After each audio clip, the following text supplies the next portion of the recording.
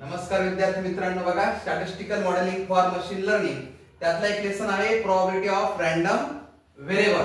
बघा एक छोटासा क्वेश्चन आहे, a pair of die is thrown, what is the probability of getting the number of multiple of 3। बघा आपल्याला एक डाय दिलेली आहे, मग डायचा एक सॅम्पल स्पेस बघा, डाय बघायला गेली तर 6 टाइम पर्यंत असतो, 1 2 3 4 5 and 6। बघा नंबर ऑफ इयर्स म्हणजे सॅम्पल स्पेस आपल्याला मिळतो इथं 6।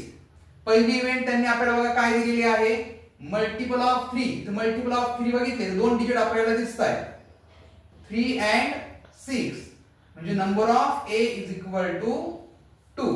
बघा probability formula p of a is equal to n of a upon n of s।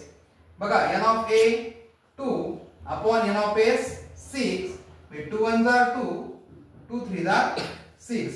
बघा अशा पद्धतीने आपण काय केलं, प्रोबॅबिलिटी इथे फाइंड आउट केली।